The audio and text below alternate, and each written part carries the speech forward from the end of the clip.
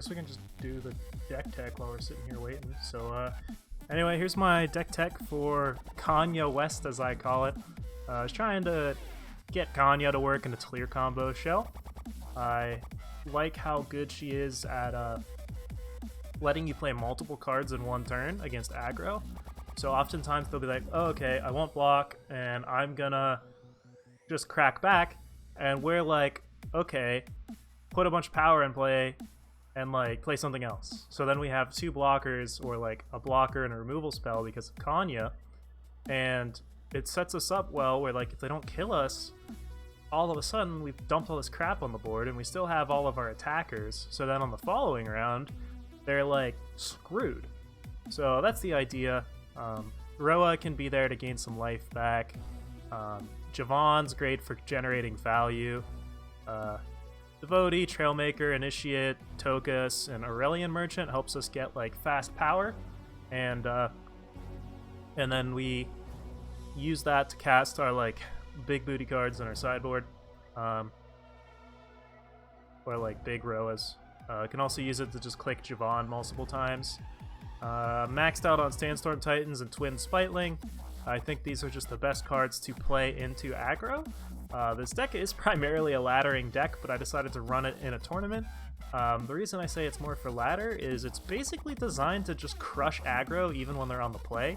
I'm sure they'll have some nut hands that can get past us, or like we can have some bad hands that just die, but you should be able to beat aggro a good amount of time and have like a pretty fun laddering experience, as you can mostly expect to just be playing, you know, a good majority of your matches will just be matching into aggro over and over again. Twilight Hunt is so fantastic with a lead that it's kind of hard to not include it.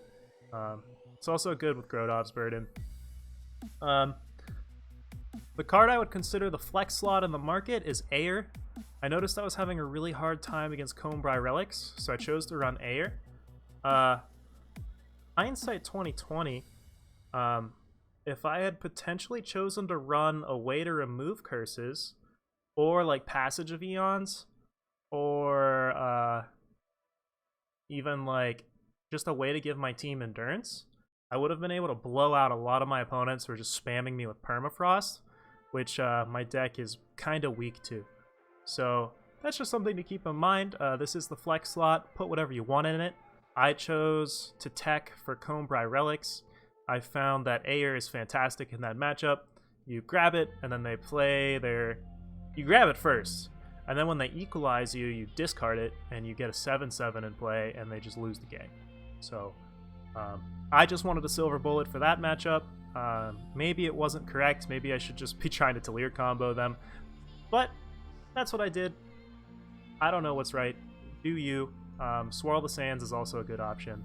And there's plenty of options. Banish, Passage of Eons.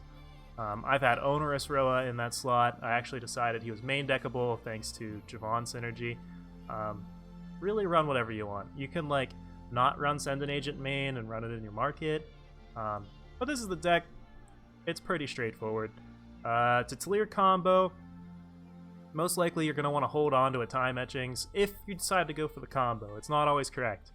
But you'll want to use your Merchant to get Talir, and then you're going to want to use Time Etchings whenever you're at 9 power to combo off, which you do by grabbing Kairos. Kairos will have Destiny thanks to Talir being in play, and then you'll flip a bunch of cards into play, and hopefully it kills them or just values them hard enough that they leave the game. So that is the deck. Also, amusingly, once you're comboing off with Kairos, if a Kanya comes down, all of the damage triggers going to face will actually give you sigils. So sometimes it can be correct to go face instead of like trying to kill things. But you know, every game's going to be different.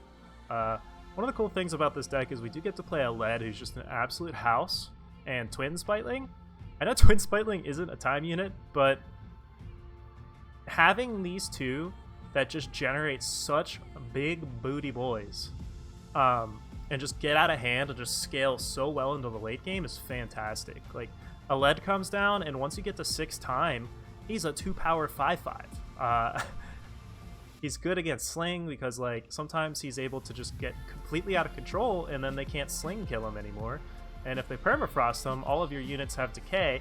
So now when they're blocking, you're actually shrinking their units to the point where Sling isn't on anymore. I've probably talked too much. The deck is pretty straightforward. I know it's not all 4-ofs, but, you know, feel free to cut back on some of these Legos if you're trying to play a budget version.